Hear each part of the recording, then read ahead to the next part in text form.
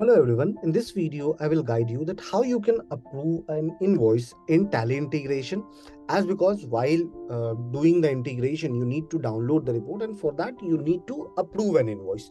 So let us go to our Tally integration module. On your left hand side in the very bottom you will see Tally integration. Above, explore all features, click on this. This is our Tally integration module. So as you can see that all the invoices, purchase invoice or sales invoice which you create comes in your Tally integration. So these are all my invoices which are in pending stage. So in order to move them in Tally integration, I need to approve these invoices by mapping their ledger. So what I will do, I will select a sales invoice. You can do multiple selection as well, and you can approve their ledger as well. Click on bulk approval. Here you need to select selected invoice.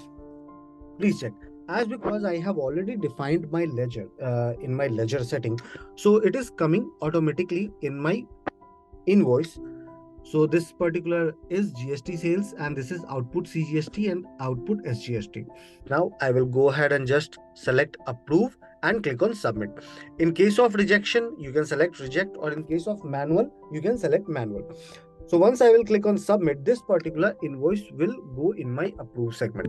Now, what I can do, I can go back and generate the report, and then after I can integrate it in Tally.